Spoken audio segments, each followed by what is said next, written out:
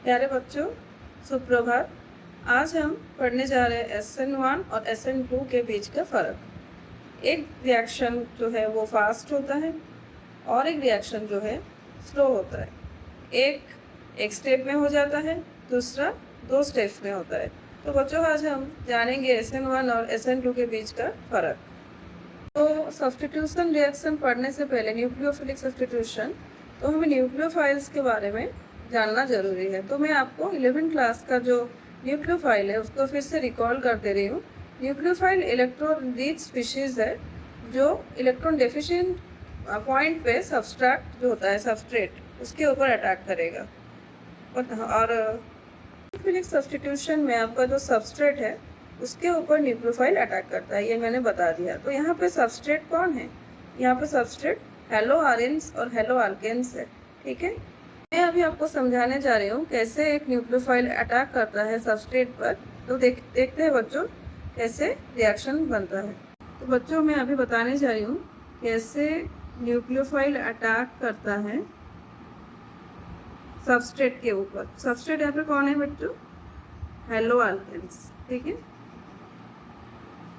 तो यहाँ पर जो 2 एटम्स है कार्बन और हेलोजन, इन दोनों का इलेक्ट्रोनेगेटिविटी अलग है। ठीक है, तो कार्बन इलेक्ट्रोपॉजिटिव है in comparison to X, that is halogen. तो हेलोजन जो है इलेक्ट्रोनेगेटिव है, वो अपना जो शेयर्ड पेयर ऑफ इलेक्ट्रॉन है इधर, वो इस तरफ विथड्रॉन हो जाएगा, खींच लेगा अपनी तरफ एक्स।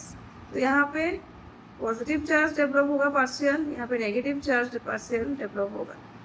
तो बच्चों, आपको पता है न्यूक्लियोफाइल जो है वो नेगेटिवली चार्ज होता है और इलेक्ट्रॉन रिच स्पीशीज होता है। वो ढूंढता है कहाँ पे सबस्ट्रेट में इलेक्ट्रॉन डेफिशिएंट पॉइंट है। तो इधर आपको दिख रहा है इलेक्ट्रॉन डेफिशिएंट पॉइंट कार्बन है, तो अटैक कार्बन के ऊपर होगा। तो यहाँ पे कार्बन और न्यूक्लियोफाइल के बीच एक नया बॉन्ड बन जाएगा और X जो है वो एज ए लिविंग ग्रुप यहाँ से निकल जाएगा। SN2 reaction, substitution nucleophilic bimolecular reaction. So आपका जो फुल फॉर्म है SN2 का वो है S for substitution, N for nucleophilic और 2 जो है वो बाइमोलिकुलर है। केमिकल काइनेटिक्स में पढ़े होंगे। अभी देखिए ये जो है मैकेनिज्म मैं समझाने जा रही हूँ। यहाँ पे ये जो है ये न्यूक्लियोफाइल है। ठीक है, यहाँ पे जो है ये सबस्ट्रेट है।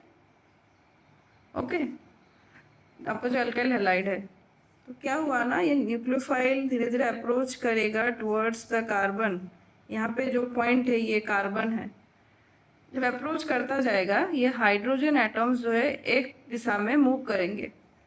ठीक है, जब पूरी तरह से जो न्यूक्लियोफाइल है वो अटैच हो जाएगा कहाँ पे? कार्बन के पास, तो जो आपका क्लोराइड है वो it will leave as a leaving group. See, ये जो है बीच में एक ट्रांजिशन स्टेट फॉर्म हुआ है।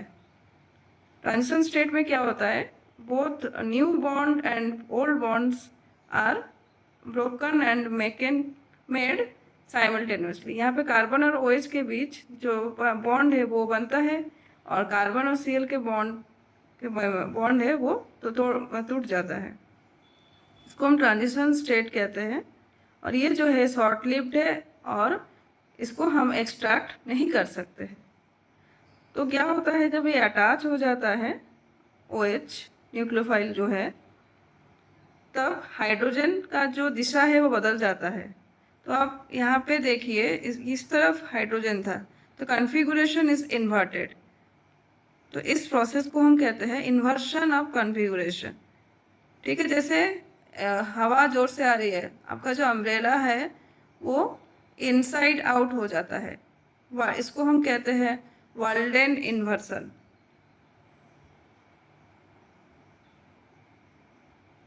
ठीक है, देखिए कुछ बातें मैंने डिस्कस की है एक्स्ट्रा।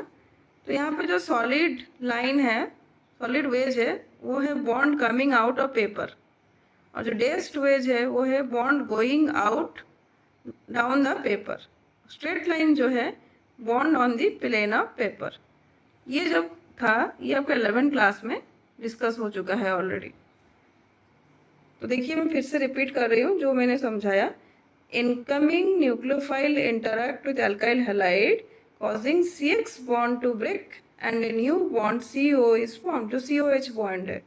यहाँ पे कोई इंटरमीडिएट जो है फॉर्म नहीं होता है। ट्रांजिशन स्टेट जो है वो पेंटावैलेंट स्टेट में रहता है, मतलब कार्बन जो है वो पेंटावैलेंट है, जो कि इम्पॉसिबल है। तो ये बॉन्ड जो है, जो ट्रांजिशन स्टेट है, ये शॉर्ट लिव्ड है और इसको हम एक्सट्रैक्ट नहीं कर सकते लैब में। Bond making and bond breaking process जो है वो साइमल्टेनियसली चलता है। तो बच्चों अभी हम डिस्कस करने जा रहे हैं order of reactivity of alkyl halides. तो जो न्यूक्लियोफाइल है उसको कहाँ पे अटैक करने से रिएक्शन स्लो होगा या फास्ट होगा। तो देखो बच्चों, यहाँ पे मेन इफेक्ट है स्टेरिक हिंडरेंस। तो आप यहाँ देख रहे हैं कि हाइड्रोजन सारे एटम्स हैं जहाँ पर जो कार्बन अटैक करेगा। हाइड्रोजन जो है वो स्मॉल एटम है, तो इधर स्टेरिक हिंडरेंस कम होगा। अगर हाइड्रोजन की जगह पे मैं मिथाइल लगा दूंगी, थोड़ा बल्कि हो जाएगा तो रिएक्शन स्लो हो जाएगा। अगर सोचो तीनों मिथाइल हो इधर, तो क्या होगा, इससे रिएक्शन स्लो होता जाएगा। तो इसका मतलब जो मिथाइल लगने से रिएक्शन फास्टेस्ट होगा, फिर 1 degree 2 degree 3 degree alkyl halides. तो 3 डिग्री अल्काइल हैलाइड सबसे स्लोएस्ट रिएक्टिविटी दिखाता है। ठीक है, तो यहाँ पे ऑर्डर ऑफ रिएक्टिविटी कार्बोकैटायन का देखा जाएगा। तो स्टेबिलिटी ऑफ कार्बोकैटायन है 3 degree greater than 2 degree greater than 1 degree. तो आपका जो है अल्काइल हैलाइड्स है, स्टेबिलिटी ऑर्डर है, it depends on the stability of carbocation. तो 3 डिग्री अल्काइल हैलाइड सबसे ज़्यादा फास्ट होगा उसका reaction, then 2 degree, then 1 degree, then methyl.